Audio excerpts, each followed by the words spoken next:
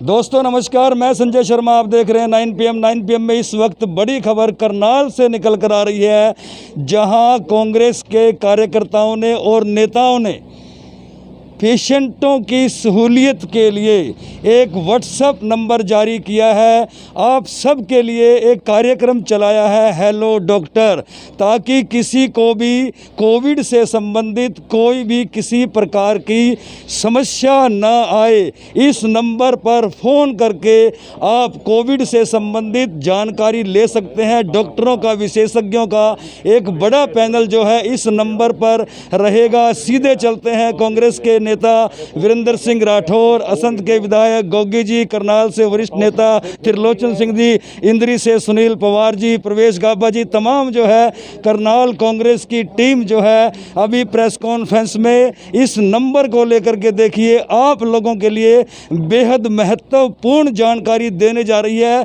तो जुड़े रहिए और ज़्यादा से ज़्यादा शेयर करते रहिए ताकि ये नंबर प्रत्येक घर में पहुंच जाए और किसी को भी कोविड से संबंधित कोई दिक्कत ना आए।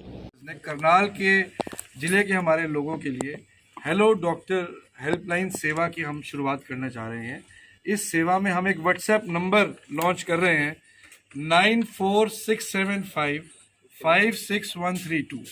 मैं दोबारा रिपीट करूंगा 9467556132। इस सेवा के तहत पिछले 15 दिनों में 20 दिनों में ये देखा गया है कि ज़्यादातर कोरोना के पेशेंट्स माइल्ड और मॉडरेट पेशेंट्स हैं, जो गांव में या तो 99 बुखार, गला खराब, सर्दी, खांसी, जुकाम से पीड़ित हैं और किसी न किसी वजह से डॉक्टर का इलाज नहीं कर पा रहे हैं या कंसल्टेशन नहीं कर पा रहे हैं और उसकी वजह से अस्पतालों की तरफ भी दौड़ रहे हैं। अस्पतालों का भी ऊपर भी भारी प्रेशर बनता जा रहा है और प्रशासन जो है वो लोगों को सुविधा मुहैया कराने के लिए पूर्ण रूप से विफल है।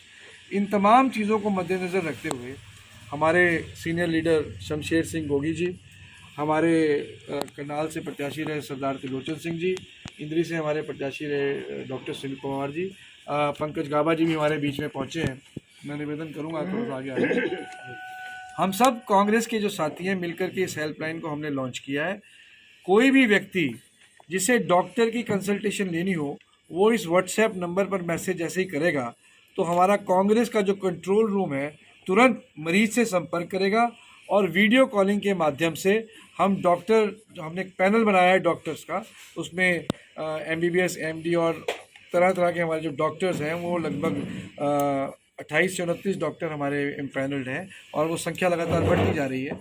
हम वीडियो कॉलिंग के माध्यम से डायरेक्ट पेशेंट को और डॉक्टर से बात कराएंगे। पेशेंट डॉक्टर को अपने सिम्टम्स बताएगा और डॉक्टर जो भी राय मेडिकल राय दी जानी चाहिए उस पेशेंट को वो देने का काम करेगा।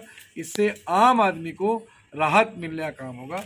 तो मैं आपके माध्यम से दोबारा इस व्हाट्सएप नंबर के बारे में जानकारी देना चाहूँगा 9467556132। हिंदी में बोल दूँ 9467556132। अब मैं निवेदन करूंगा हमारे सीनियर लीडर शमशेर सिंह गोगी जी, वो और असंध से विधायक हैं, वो इसकी तमाम जानकारी आपको देंगे। आज हमने ये कोरोना महामारी में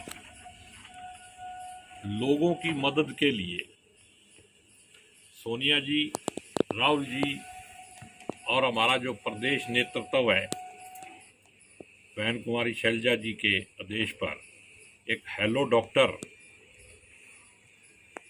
लाइन शुरू की है, जिस पे जो आज व्यवस्था है वो आप देख रहे हो कि सरकार ने तो हाथ खड़े कर दिए हैं और भगवान भरोसे जनता को छोड़ दिया है। तो ऐसे टाइम में एक सेवा की दृष्टि से हमने सेवा भावना से ये काम शुरू किया है कि हम उन लोगों को जिनको बहुत दूर है डॉक्टर तक पहुंचना, गांव में रह रहे हैं या दूर दराज में रह रहे हैं, उनको डॉक्टर की मदद जो है वो दिलवा पाएँ, ताकि वो लोग किसी ऐसे अनजान या नीम हकीम को ना फंसे जिससे और दिक्कत बढ़े। तो ये डॉक्टर जितने भी हैं, जब भी हमारे पास मैसेज आएगा वो 24 घंटे हाजिर रहेंगे। जब भी कोई ऐसी बात होगी, जब भी कॉल आएगी, उनके साथ कंसल्ट किया जाएगा, उनको प्रेस्क्रिप्शन दी जाएगी, उसी हिसाब से उनकी मदद की जाएगी। आज मेरे हिसाब से सरकार से जनता को उम्मीद रही नहीं है, कोई उम्मीद बची भी नहीं है। जिस तरीके की हालात है, आप मीडिया वाले बेहतर जानते हो कि कल्पना चावला जैसा हॉस्पिटल जो है वहाँ पे भी किसी को ऑक्सीजन देने के लिए नहीं है। वैसे ऑक्सीजन कहते हैं कि यहाँ कल्पना चावला जो बिल्डिंग बनी है, डॉक्टर मंगल सेन बिल्डिंग है ना, जो कल्पना चावला डॉक्टर मंगल सिंह भवन जो है, वहाँ पे बहुत सारी ऑक्सीजन जो है इन्होंने जमा कर रखी है, लेकिन ये तब देंगे जब आदमी मर जाएगा। मरने के बाद शमशान घाट में एक एक सिलेंडर उनको गिफ्ट में दिया जाएगा, ऐसी मेरे को व्यवस्था लगती है। और मैं हैरान हूँ कि इतनी CHC PHC पूरे करनाल ज़िले में है, क्या एक कल्पना चावला के बाहर सरकार इतनी असहाय होगी है कि वहाँ पे किसी तरह की भी कोई व्यवस्था नहीं की जा रही है। और ये तो जनता को व्यवस्था के खिलाफ ही एक दिन आवाज़ उठानी पड़ेगी, नहीं तो ये लोग घपले पे घपले कर रहे हैं। पीछे भी कोरोना आया था साल पहले, तो कोरोना के बीच में घपले हुए थे, अब भी दवाइयों और ऑक्सीजन के घपले हो रहे हैं। लोगों को सुविधा मुहैया नहीं कराई जा रही है। मैं दोबारा पब्लिक से आपके माध्यम से ये रिक्वेस्ट करूंगा कि वो इस नंबर पे हमारे को कंसल्ट करें, हमें सेवा का मौका दें, और जो भी मदद हो सकेगी हमारे डॉक्टर साहबान जो इसमें जुड़े हुए हैं उनके माध्यम से हम उनकी सेवा करने के लिए तत्पर रहेंगे। और मैं उम्मीद करता हूं कि लोग इसमें आगे आएंगे, हमारे को सेवा का मौका देंगे। जय हिंद करेगा, कोई भी कांटेक्ट कर सकता है। पूरे करनाल जिले के हैं इसमें अभी तक। हमारी अखिल भारतीय कांग्रेस कमेटी के अध्यक्षा श्रीमती सोनिया गांधी जी ने, हरियाणा के प्रभारी विवेक बंसल जी ने, हरियाणा प्रतिपक्ष के नेता भूपिंदर सिंह हुड्डा जी ने, हमारे कांग्रेस के अध्यक्ष बहन कुमारी शैलजा ने अपने कार्यकर्ताओं का एक आह्वान किया है, वे राजनीति से ऊपर उठकर ये कोरोना के समय पे सभी का साथ दें और कोशिश करें जहां पर सरकार नहीं पहुंच पा रही, सरकार किसी मरीज तक नहीं पहुंच पा रही, आप वहां पर पहुंचने की कोशिश करें। उसी कोशिश को लेकर आज जो हेल्पलाइन नंबर हमने जारी किया है, ये हेल्पलाइन नंबर एक माध्यम होगा उन लोगों के लिए जो बड़े डॉक्टरों के पास नहीं पहुंच पाते, या दूर हैं या गांव के हैं, जिनको हल्का बुखार है, जुकाम है, सर्दी है और उनको डर है। इसलिए डॉक्टर जो हमारे जो पैनल में होंगे वो उनको मुहैया कराएंगे, उनको बताएंगे क्या है। लेकिन सरकार पूरी तरह विफल हो चुकी है, इसमें कोई दो राय नहीं है। लेकिन सरकार की तरफ आज देखना हमारे लिए ज़रूरी नहीं है। हमारे को आगे बढ़कर सारे हरियाणा कांग्रेस कमेटी सारे उनके लोगों के साथ खड़ी है जो चाहते हैं कि उनका हेल्पलाइन नंबर जारी कर दिया गया है। यहाँ जो भी सुविधा होगी हम देने की कोशिश करेंगे। नंबर एक ही है।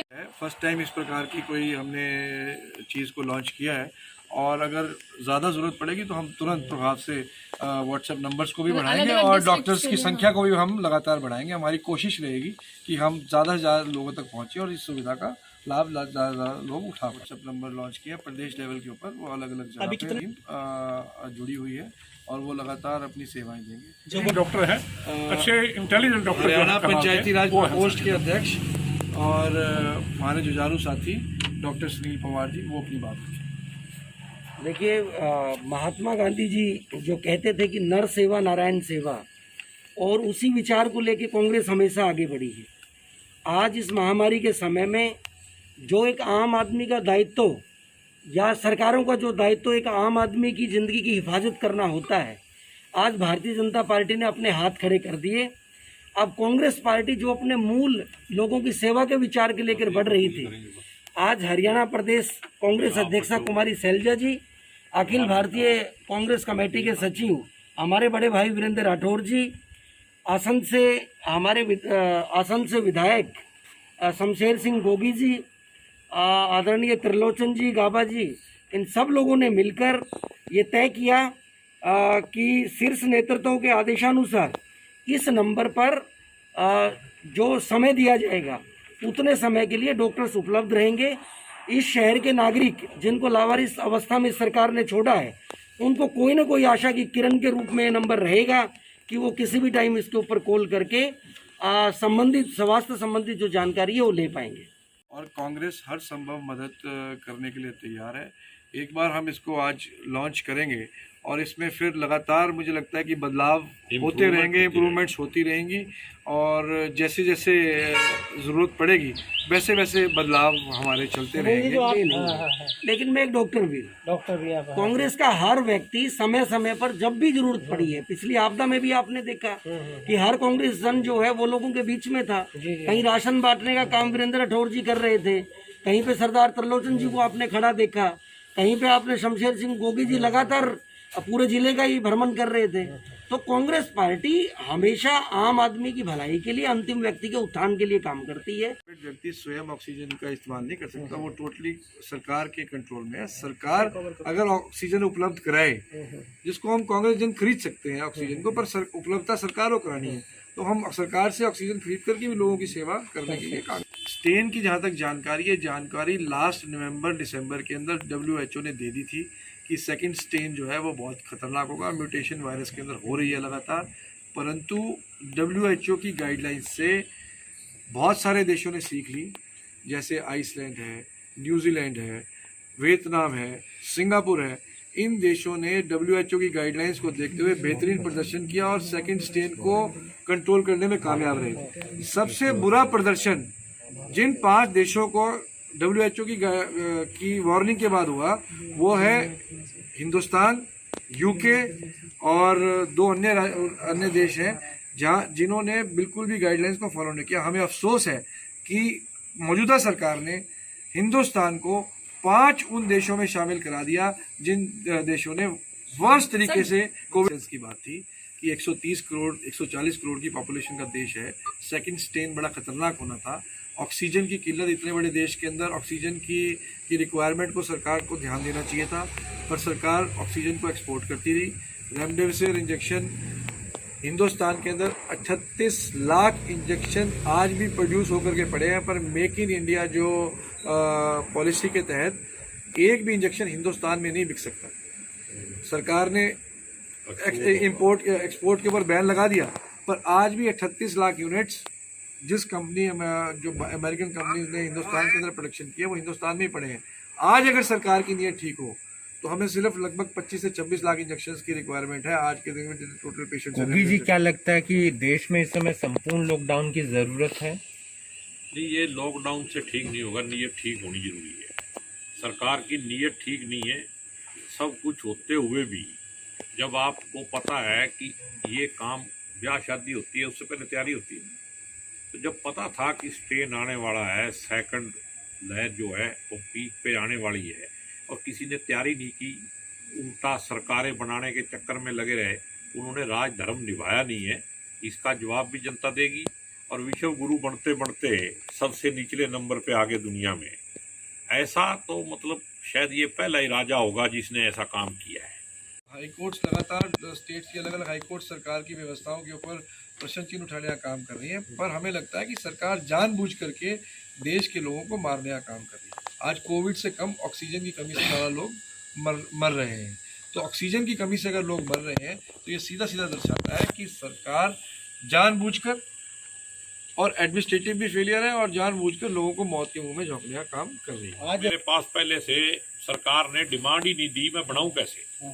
दूसरी बात यह है कि सरकार को इस बात पे भी ध्यान देना चाहिए कि जहाँ पे ऑक्सीजन सिलेंडर की कमी की वजह से लोग मर रहे हैं, एक नेचुरल हवा में भी ऑक्सीजन की कमी है जिसकी वजह से गांव-गांव में वहाँ लोगों के ऊपर इफेक्ट हो रहा है। इसका क्या है? क्या सरकार के पास ऐसी कोई स्टडी, कोई व्यवस्था है, या ऐसा कोई कुदरत के साथ मुकाबले का काम किया जा रहा है जिसकी वजह से ये फैल रहा है?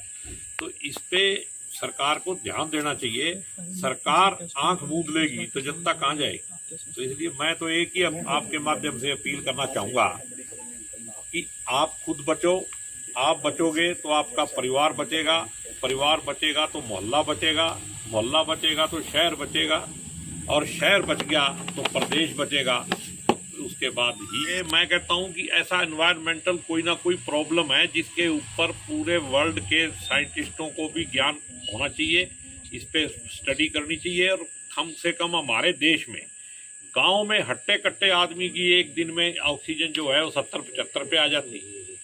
तो ये डॉक्टर के पास आने से पहले कोई सिम्टम नहीं है, ऐसा मतलब जो सिस्टम है उसके अंदर जो गड़बड़ है, सरकार उससे आंख मूंद रही है और धृतराष्ट्र बनने से देश का बड़ा नहीं होगा। जनता ने अगर गलती की है तो इतनी बड़ी सजा उनको नहीं देनी चाहिए। बनाया है, आप सब लोगों को जाके देखना चाहिए। मतलब इतने बुरी हालत है वहाँ पे, फोल्डिंग बेड फेंके हुए, ना वहाँ ऑक्सीजन है ना कुछ है। कहते हैं कि हमने कोविड के लिए मरीजों के लिए वो पे तैयार किया है। उसगढ़ आप नज़दीक हो, जाके आपको देखना चाहिए ताकि पब्लिक को पता लगे सरकार क्या व्यवस्था करती है। और जैसे त्रिलोचन सिंह जी ने कहा, मैं इसमें एक बात जोड़ना चाहता हूँ कि भाटिया जी ने अपने एमपी फंड में से पैसे दिए, अपने घर से नहीं दिए, जिसका सारा प्रशासन प्रचार करने पे लगा हुआ है। सरकार का ही पैसा है, जनता का पैसा है। और दूसरी तरफ अगर सरकार पारदर्शिता चाहती है और सरकार की नीयत ठीक है तो सभी वार्डों में सीसीटीवी कैमरे लगाने का इंतजाम किया जाना चाहिए ताकि अस्पताल में घर पे बैठे लोग देख सकें कि हॉस्पिटल में हमारा मरीज कैसा है, अब क्या हालत है, क्या उसकी सेवा हो रही है नहीं हो रही है। इन सभी बातों को लेके सरकार को ध्यान देना चाहिए। ने जो शुरुआत की है बहुत बड़ी अच्छी पहल की है इस कोरोना के दौरान, तो मैं बधाई देना चाहूँगा और आप सभी का यहाँ आने पर बहुत बहुत धन्यवाद।